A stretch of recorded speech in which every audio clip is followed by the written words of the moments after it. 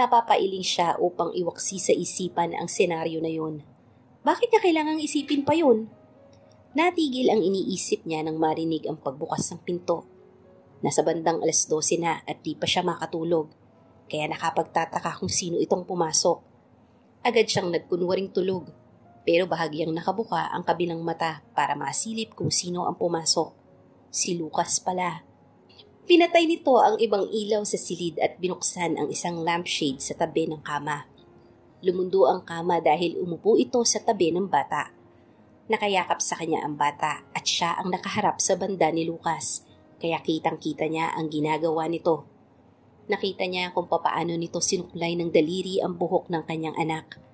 Nakatitig ito sa bata at kalaunan ay napabuntong hininga. Ilang saglit ang nagdaan at tumayo ito, saka kinumutan silang dalawa. Hubigpit ang yakap niya sa anak at napalunok, hanggang sa nakita niya na lang ang likuran nito at paalis na ito. Saka lang siya nagdilat ng mata. Mas lalo tuloy na di siya nakatulog dahil sa ginawa nito ngayon lang. Gusto niyang isipin ang mga kasamaang ginawa nito sa kanya para manatili ang inaalagaang galit. Bakit parang gugustuhin niya pa na ilabas nito ang kasamaan nito ngayon? Bakit pinipilit niyang tama ang mga sinabi ni Miguel? At bakit parang may kinatatakutan siya? Hindi si Lucas ang kinatatakutan niya, kundi ang sarili niya. Baka tuluyan na lang siyang bumigay. Mga bandang 5:00 siya nakatulog. Tinanghali tuloy siya ng gising. At wala na si Lucas nang magising siya. Wala na rin si Athena dun. Iniisip niyang magkasabay na umalis ang dalawa. Nakahanda na ang mesa. Ani ng katulong doon pagkalabas niya ng pinto. Nahiya siyang napangiti. Pasensya na kung hindi ako nakatulong sa baba. Kumain ka na raw. Ako na po ang gagawa ng hugasin. Pasensya na talaga. Umiling ito. Ay bawal ka na raw gumawa ng ibang trabaho dito, maliban sa pag-aasikaso kay Sir Liam Gabriel. Napanganga siya. Bakit? Di ba katulong siya? Pati yung mayordoma mahigpit na binilin yun sa amin. Mas dapat mo na lang daw tutukan si Sir Liam Gabriel. Napakarami na namin sa buong mansyon kaya hindi mo na kailangan mag-abala pa doon. Wala nga siyang ibang nagawa kundi ang sumunod na lang. Yung mga bagong katulong na kasabayan niya lang ay nakaangat ang kilay tuwing mapapadaan siya sa harapan ng mga ito. Uso pala talaga bayaran sa mansyon na to, no? Yes, tama nga yata ang narinig ko. Sabi, baby maker ni Sir Lucas ang babaeng yan. Ano pa nga ba? Isa lang naman niyang lamok na nakatungtong sa ibabaw ng kalabaw. Nakagat niya ang iba pang labi at mas pinili na lang na alalayan si Liam Gabriel papuntang pool. Doon sila maglalaro ng anak niya. Ayaw niya nang pansinin ang mga pasaring ng mga katulong na yun. Baguhan lang ang mga yun. Sana di mahuli ng mayordoma na nagchichismisan lang. Pilit siyang napangiti sa anak habang nagko-color ito ng coloring book. Parating bumabalik sa isipan niya ang mga narinig. Kahit sa mga baguhang katulong ay umabot na sa mga ito ang tungkol sa bagay na yon. Anong feeling? Napalingon siya sa likuran niya nang may magsalita. Bumungad sa kanya ang baguhang katulong na kasama noong nag-uusap kanina sa loob. Medyo malaki ang katawan nito at nakaangat ang drawing nitong kilay. May hawak-hawak itong dustpan. Bakas ang insulto sa mga mata nito nang hagurin siya ng tingin mula ulo hanggang paa. Nalilito na nakatitig siya dito. Anong feeling ng instant big time ang ama ng anak? Magkano na ang laman ng bank account mo ngayon? Nanatili itong nakangisi at sinusundot pa ang tagiliran niya. Pautang naman? Alam kong bubuka ka lang ulit, magkakapera ka na naman. Hindi naman mahirap sa iyo ang kumita ng pera, di ba? Tama naman ito. Ilang beses siyang nagpagalaw kay Lucas. Pero wala siyang nakuha doon dahil tumakas siya. At isa pa, hindi niya kagustuhan to. Pinilit lang siya dito. Hindi ito bukal sa loob niya. Nanginginig ang ibabang labi niya. Pilit niyang pinipigilan ang nagbabadyang luha. Iiyak na naman siya at magmumukha na naman siyang talunan. Ayaw niya nang mangyari yun, lalo at nasa harapan ng anak niya. Maawa ka naman sa amin na katulong lang. Ambunan mo naman kami. Mayaman ka na eh. Nagbawi siya ng tingin at bumaling sa anak. Sa silid na lang tayo, anak. Nilapitan niya agad ang bata para sana buhatin na. Pero bigla siyang hinawakan ng katulong sa braso. Alis ka na? Dito muna tayo. Usap muna tayo. Share mo naman ang secret mo kung paano yumaman sa isang kurap lang. Ginayuma mo ba si sir? Ang gwapo nun, pero pinatulan ka. Saan mo ba nabili ang gayuma mo? Pahiram naman. Nanginginig ang kamay na inalis niya ang kamay nito. Hindi ko alam ang sinasabi mo. Ayaw pa rin itong bitiwan ng braso niya. Nasasaktan na siya. Ang damot-damot mo no?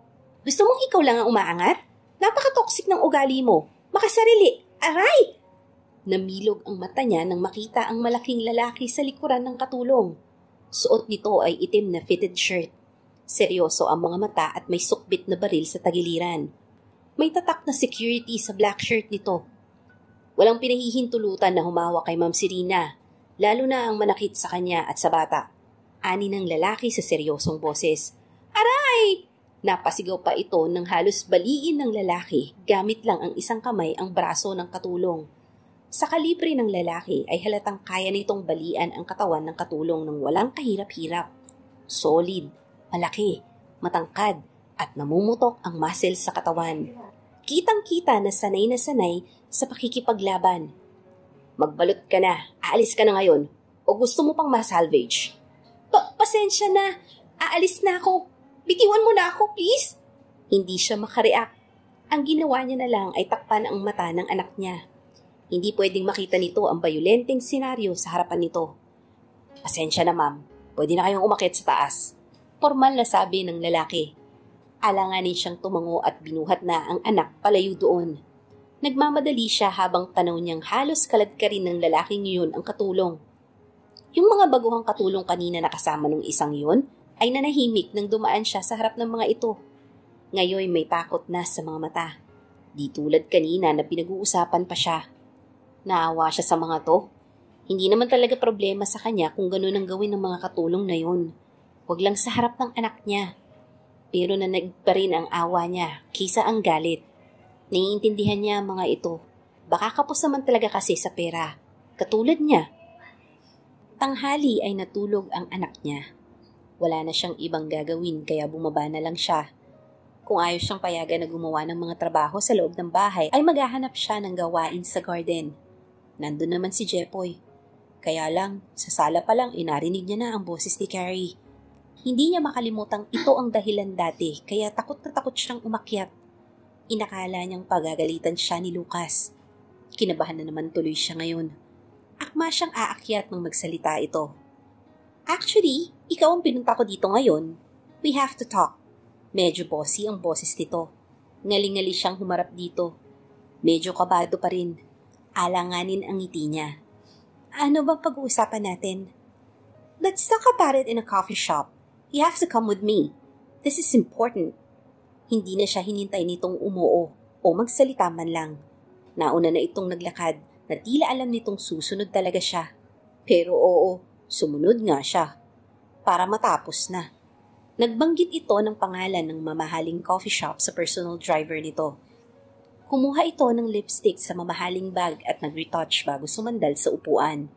Nakadikwatro pa, samantalang siya ay hindi mapakali. Kinakabahan siya. Bakit kailangang sunduin siya nito para lang sa isang pag-uusap? Mga ilang minuto lang at narating na nila ang nasabing coffee shop. Hindi na siya nagsalita nung bigyan siya ng menu. Ayaw niyang tingnan ang mga presyo. Look, panimula nito. I know that you're paid before by Lucas. Napalunok siya. Ito na naman ang tungkol sa pagiging bayaran niya. Paulit-ulit niya na lang ba itong maririnig sa araw na to? Oo, dati. Umangat ang kilay nito. Mauulit yon. Kumunot ang noo niya. Ano ang ibig mo sabihin? Ako na ang magbabayad sa'yo ngayon. Agad siyang umiwas ng tingin. Napakuyom ang kamao niya sa ilalim ng mesa. Naiirita siya sa loob-loob niya. Kung makapagsalita ito ay parang kung sino lang nabibili ng mamahaling bags at mamahaling alahas. Pasensya na pero ayoko nang gawin yung plano mo, Miss Carrie. Hindi ako pwede. Namilog ang mata nito at kalaunan ay iritado na ito. I can double the price if you want. You just have to ruin Lucas's relationship with that ugly Athena Sahara. I want them to end this instant. So you don't have the right to decline my offer. The perks of being a spoiled brat. Iniisip ng mga itong lahat ng bagay ay kailangang nakadepende sa kagustuhan nila. Lahat kontrolado nila. Lahat kailangan makuha agad nila. And they're not used to know for an answer. Pasensya na po talaga. Akma siyang tatayo pero bigla itong nagsalita. So be it. Kakausapin ko na lang si Lucas na paalisin ka sa mansyon. I can do that. Sino ka lang ba? Nagtagis ang bagang niya. Alam nitong hinding-hindi siya lalayo sa anak niya. Alam nitong nakapirmi lang siya doon dahil nandun si Liam Gabriel at ito ang ginagamit nito ngayon laban sa kanya. Dahil alam nito ang kahinaan niya. Please, wag naman ganito. Sumilay ang ngisi nito. Oh, sorry. Sabi mo kasi ay ayaw mo, di ba? Nag-iba tuloy ang plans ko bigla. You make me mad pa kasi? Maarti itong uminom ng juice habang nakadisplay ang well-manicured nitong kuko. Simple lang naman kasi ang gusto ko. Ayaw mo pa akong pagbigyan. You know I don't take no for an answer. Winagayway nito ang baso sa ere. Akala niya tapos na ang pagiging bayaran niya. Hindi niya naman ginusto ang lahat ng ito. Kusang dumarating ang mga ganitong bagay kahit hindi niya kailangan at parati siyang naiipit. Bumuntong hininga siya. Ano bang gusto mo? Mas lalong lumawak ang ngisi nito. Yeah, sure. Siyempre, papayag ka. Kaya nga I already booked my favorite spa and salon for tomorrow. You're too, dugyot. You need a whole body treatment. Yun muna ang first step para maagaw mo si Lucas. Kinabahan siya. Talaga bang pumayag siya? Sunod-sunod na ang gabing hindi siya makatulog ng maayos dahil sa mga problemang iniisip. Dagdag sa problema niya ay ang mga ipapagawa pa lang sa kanya ni Carrie. Pinagdarasal niyang sana hindi naman sagad sa buto ang mga ipapagawa nito sa kanya. May takot siya sa babaeng yun at alam niyang hindi talaga ito mapagkakatiwalaan. Nagpunta nga sila sa spa kinabukasan. Inaantok pa siya kaya nung isa lang siya ay nakatulog na siya. Sa pagod at puyat, hindi niya na halos ininda ang waxing na ginawa sa kanya.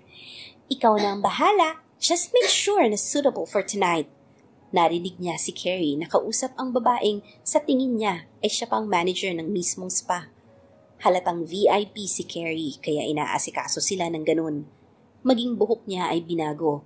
Pinastraight ito at mas na-highlight ang sobrang itim na kulay ng buhok. Hinayaan yung mahaba at nakalugay. Mas kinabahan nga lang siya nang malaman kung anong klaseng damit ang susuotin niya. Nakaupo lang si Carrie sa unahan at inaasikaso na rin ang buhok. Hindi siya makareklamo sa babae. O, wala bang mas mahaba-haba kaysa dito?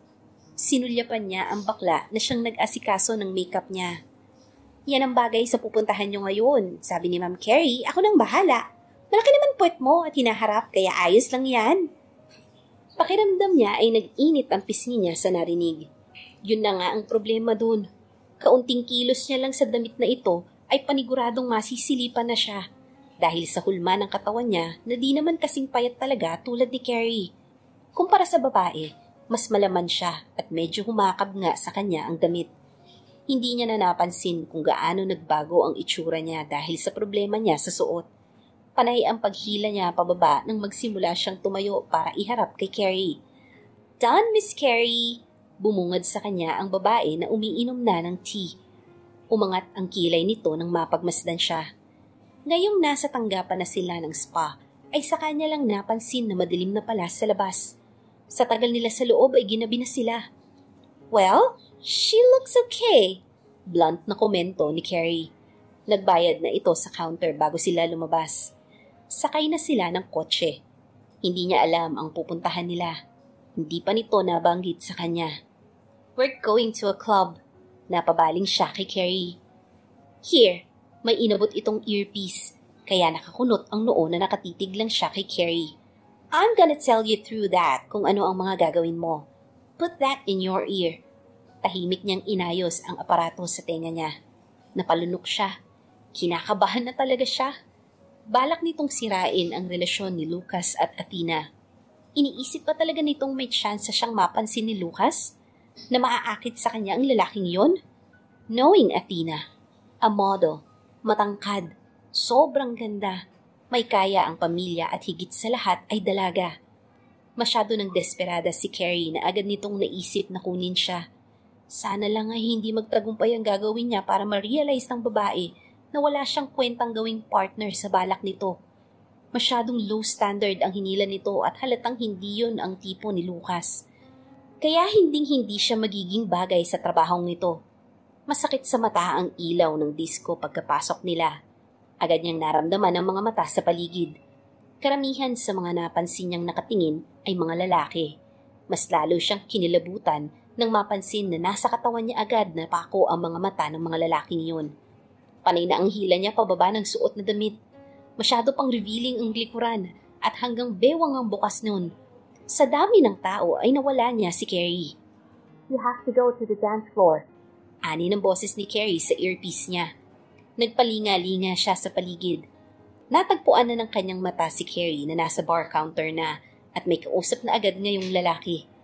Alanganin ang mga galaw niyang humakbang papalapit sa dance floor. Agad niyang nakuha ang atensyon ng mga kalalakihang sumasayaw doon. Sa tangkad ng mga ito'y nakadungaw lang ang mga ito sa kanya. Para siyang pinapalibutan ng mga higante. Darating mamaya si Lucas. Darating din dito si Athena. Pero huli na ang pagdating ng maarting yun. Mauuna si Lucas dahil may katransaction sa club na to. Paliwanag ni Carrie. Nakatayo lang siya sa gitna ng dance floor. Hindi niya alam kung anong gagawin. Habang wala pa siya, sayawan mo muna ng lalaki sa likuran mo para di ka naman mahalata. Namilog ang mata niya nang maramdaman ang kamay na humawak sa bewang niya. Ilang saglit ay naramdaman niya na rin ang hininga nito sa may tenga niya. Sway your hips. You look sexy. Malambing ang boses nito. Amoy niya ang alak sa hininga nito. Kabado siyang tumingin sa paligid. Sana lang ay dumating na si Lucas para makaalis na siya sa dance floor. Hindi ako marunong sumayaw. Sorry. Humarap siya dito. Medyo dumistansya siya sa lalaki. Panay ang sulyap niya sa bar counter. There, she found Carrie again, kissing a guy. Nakagat niya ang ibabang labi. Hindi niya akalaing ganito ka-wild si Carrie. Hindi niya yata kayang gawin ang lahat ng ginagawa nito. Napasinghap siya nang hawakan siya ulit ng lalaki sa kanyang bewang at ngayoy kinabig na siya palapit sa katawan nito. Just follow my moves, babe. You can do a twerk too. Surely it'll make me crazy. Come on! Marahan nitong tumawa. Panay ang paglapit ng mukha nito sa mukha niya, pero sinisikap niyang lumayo. Pinagsisisihan niya tuloy na nagpunta pa siya dito sa dance floor. Pwede naman yata siyang maghintay na lang sa tabi. Bakit mas gusto ni Carrie na nandito siya sa dance floor? Ilang saglit ay may naramdaman siyang mabigat na titig sa kung saan. Agad niyang nilinga-linga ang paligid. At doon sa taas banda, nakita niya si Lucas. Parang hari na nakadungaw sa baba. With his dark stoic aura, parang nagdedeliryo siya habang pinagmamasdan nito. Lalo pa at ang madilim na mga matang iyon ay nakatuon sa kanya. His jaw clenched every now and then. Naiilang na nag-iwas siya ng tingin. Lucas is here. You have to start.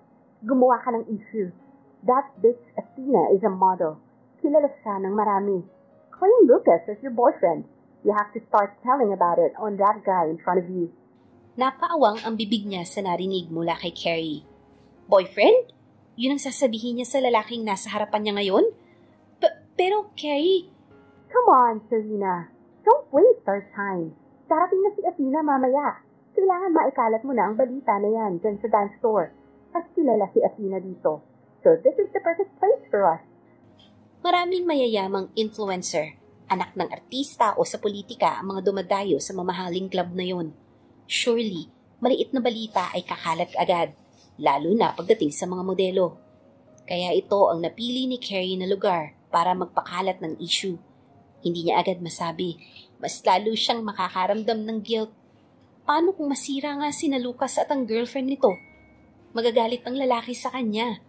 Pero kaya naman siyang paalisin ni Carrie sa mansyon at italayo sa anak niya. Nalilito na siya kung ano ang pipiliin. Tiningnan niya ang mga babae na sumasayaw. Mabagal itong sumasabay sa music. Gumigiling at tila binabaon ang katinuan sa kakaibang music. Tinitigan niya ang lalaking kaharap. Kanina pa to sumasayaw sa harapan niya at wala nang pakialam ngayon kung sasayaw siya o hindi. Pero sa ngayon, sasabayan niya to. Bubuelo siya bago niya sabihing girlfriend siya ni Lucas. Namilog ang mata ng lalaki sa harapan niyan nang simulan niyang umindayog kasabay ng maharot na tugtog. Itinaas niya ang kamay at sinuklay ng mga daliri ang buhok sa mapang-akit na paraan.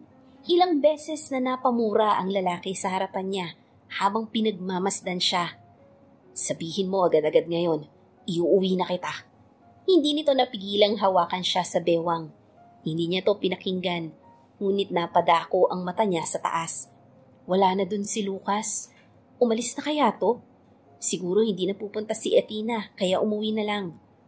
Nakagat niya ang ibabang labi at gumiling pa ng todo. Mabuti naman at wala na ang lalaking yun. Magagawa na niya ang ipinag-uutos sa kanya ng maayos. Baka lang mag-guilty siya kapag nandyan ito at nandun din si Athena. Sumama ka na sa akin, please. May pagsusumamo sa boses nito. Bahagya siyang ngumiti dito. May boyfriend na ako, sorry. Nakagat niya ang ibabang labi. Babanggitin niya ba ang pangalan ni Lucas? Hindi naman fiancé, boyfriend lang. Hindi ka pa nakatali sa kanya kaya pwede pa tayo. Nagulat na lang siya nang may matigas na kamay na humaklit ng braso niya. Sa lakas ng pagkakahila sa kanya ay otomatiko siyang nailayo sa lalaki sa harapan niya. Nanlaki ang mata niya ng balingan ang may gawa nito. Si Lucas yun. Nagtatagis ang bagang at may dilim sa mga matang nakatitig sa lalaking kasayaw niya kanina. Ito ba ang boyfriend na sinasabi mo? Tinuro pa nito si Lucas. Kinabahan siya. Nalilito na rin kung ano ang isasagot. Sasagot ba siya ng oo o itatanggi niya? Don't touch my girl if you value your life. Biglang usal ni Lucas. Natigilan siya. Naunahan na siyang magsalita. Napansin niyang umatras din agad ang lalaki. At matapos mawala sa harapan nila ang lalaki, ay siya naman ang binigyan ni Lucas ng nakakakaba na tingin. Now lady, we need to talk. Let's go. At hinila siya nito paalis sa dance floor. Agad niyang sinuyod ng tingin ng paligid. Nasaan na si Carrie? What the heck? Saan siya nadadalhin? Hindi ito ang plano, Serena. Pumalit ka dito. Sigilan mo siya. Kailangan kayong magstay dito. Naririnig niya na ngayon si Carrie sa earpiece niya. My God, I said come back here. Akmang magsasalita pa siya nang biglang kunin ni Lucas ang earpiece niya. The fuck are you doing, Carrie? Cut the shit out. Malakas itong bulyaw si earpiece na suot niya kanina. At tapos noon ay tinapon na lang kung saan. Paano nito nalaman na si Carrie ang nasa kabilang linya? At paano nito nalaman na may suot siyang ganon sa tenga niya? Hindi nga talaga pwedeng maliitin si Lucas. Isang mamahaling sasakyan na kulay itim ang naghihintay sa kanila sa parking lot ng club. At agad siyang ipinasok nito doon. Hindi pa rin nawala ang dilim sa mga mata nito. Kinakabahan na siya.